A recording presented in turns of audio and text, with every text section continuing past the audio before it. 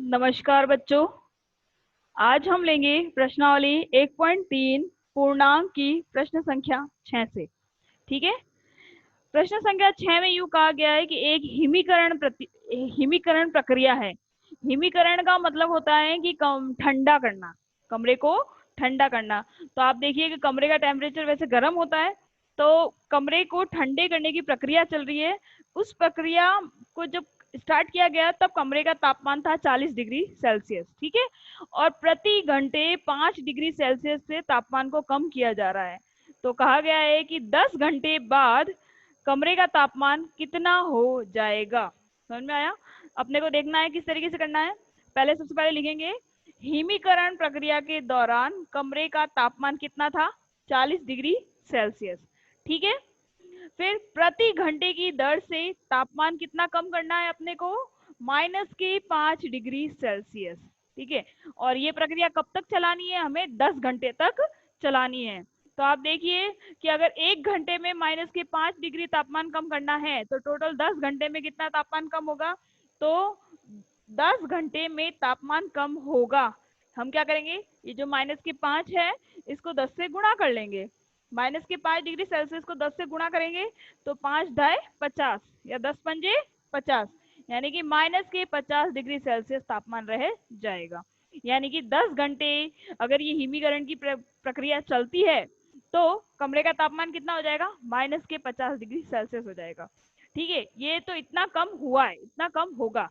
अब जब टेम्परेचर 40 पे था और उससे 40 से अब अपने को 50 कम करना है, तो अंत में जब 10 घंटे कंप्लीट हो जाएंगे तब कमरे का तापमान कितना रहेगा, ऐसे पता करना है। तो इसके लिए हम क्या करेंगे, स्टार्टिंग में कमरे का तापमान था 40 डिग्री सेल्सियस। ये 40 था प्लस का, क्योंकि वो कमरा गर्म था।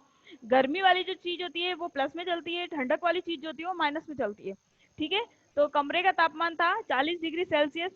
फिर 10 घंटे में 50 डिग्री सेल्सियस कम होगा, यानी कि तो माइनस करेंगे, कम होगा तो माइनस करेंगे तो -50 डिग्री सेल्सियस। तो अंत में 10 घंटे के बाद कमरे का तापमान कितना रह जाएगा, 50 में से 40 को घटाएंगे आएगा 10, बड़ी संख्या 50 माइनस की थी, तो आंसर भी किसका होगा, माइनस का होगा। ठीक है। तो इस तरीके से पता किया तो कि है ना 10 घंटे बाद कमरे का तापमान -10 डिग्री सेल्सियस हो जाएगा, यानी कि माइनस में चला जाएगा। और माइनस में जाने के बाद में मतलब होता है कि ठंडा हो जाएगा। ठीक है। देखते हैं अगला क्वेश्चन।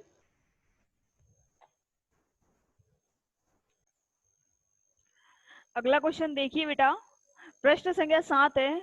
प्रश्न संख्या 7 में यूं कहा गया है कि 10 प्रश्नों की एक कक्षा टेस्ट लिया गया। ठीक है। उसमें यूं कहा गया कि अगर सही उत्तर दिया जाएगा तो उसके लिए आपको प्लस के 5 अंक मिलेंगे, और गलत उत्तर दिया जाएगा तो आपके 2 नंबर काट दिए जाएंगे, यानी आपको माइनस के 2 अंक मिलेंगे। और यदि आपने उस प्रश्न को हल ही नहीं किया या फिर उस प्रश्न को अटेम्प्ट नहीं किया तो आपको उसका 0 अंक मिलेगा। ठीक है। तो ये जो नंबर बांटे गए उसके अकॉर्डिंग हमें सब सारे बच्चों के अंक प्राप्त करने हैं। कि सबसे पहले मोहन है, तो पहला क्वेश्चन मोहन का था, तो कि मोहन 4 प्रश्नों के सही उत्तर देता है और 6 प्रश्नों के गलत उत्तर देता है। तो उसके द्वारा प्राप्त किए गए अंकों को पता करना है।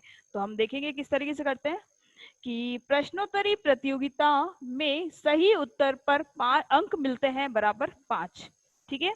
सही उत्तर देने पे अंक मिल रहे हैं इनको 5, और गलत उत्तर पर अंक मिलते हैं बराबर -2। समझ में आ गया सबको? अब इन्होंने पहला क्वेश्चन बोला है मोहन 4 प्रश्नों के सही तथा 6 प्रश्नों के गलत उत्तर देता है, तो उसके द्वारा प्राप्त किए गए अंक कितने हैं। तो हम किस तरीके से करेंगे कि अगर 4 प्रश्नों के उसने सही उत्तर दिए तो प्लस सही उत्तर पे कितने मिल रहे हैं, प्लस के 5 मिल रहे हैं। तो 4 को करेंगे गुणा प्लस के 5 से। और गलत उत्तर कितने दिए, 6 गलत उत्तर दिए, तो गलत उत्तर पे क्या मिल रहे हैं, माइनस के 2 अंक मिल रहे हैं। तो हम 6 को गुणा करेंगे -2 से। ठीक है। तो 4 को अगर प्लस के 5 से गुणा किया तो 4 पंजे 20, वो भी किसका आएगा, प्लस का। और 6 को 2 से गुणा करेंगे तो 6 दूनी 12, वो किसका आएगा, माइनस का आएगा। तो प्लस माइनस माइनस होते हैं, तो 20 में से 12 को घटाएंगे तो अपने पास आंसर बच जाएंगे 8। यानी कि मोहन ने इस 10 प्रश्नों की प्रतियोगिता में केवल 8 अंक प्राप्त किए। अब देखते हैं अगला क्वेश्चन। अगला था, सेकंड था कि रेशमा रेशमा 5 प्रश्नों के सही उत्तर तथा 5 प्रश्नों के गलत उत्तर दे रही है, ठीक है।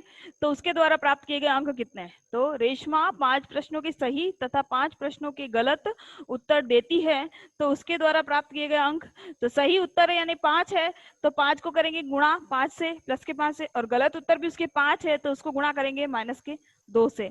तो 5 को 5 से गुणा किया तो 5 25, और 5 दूनी 10, 25 में से 10 को घटाया तो अपना आंसर आया 15। ये किसका है? प्लस का 15 है, ठीक है। अगला क्वेश्चन है, तो थर्ड क्वेश्चन है कि टीना जो है वो टोटल 10 में से 7 प्रश्न को ही करती है, 7 प्रश्नों को अटेम्प्ट करती है, यानी 3 प्रश्न किए ही नहीं, तो जो नहीं किए उसका कोई अंक नहीं मिलेगा उसको। और 7 प्रश्नों में से वो 2 प्रश्न तो सही करती है और 5 प्रश्न गलत करती है। तो टीना 2 प्रश्नों का सही तथा 5 प्रश्नों का गलत उत्तर देती है, तो उसके द्वारा किए गए प्राप्त अंक कितने? तो सही उत्तर 2 है, तो 2 को हम प्लस के 5 से गुणा करेंगे, और गलत उत्तर उसके 5 है, तो 5 को हम 2 से गुणा करेंगे, ठीक है। तो 2 पंजे 10, प्लस के 10 है, और 5 दूनी 10, माइनस के 10 है। 10 में से 10 को घटाया यानी कि 0 आंसर आया, यानी कि टीना को कुल 0 अंक मिलते हैं।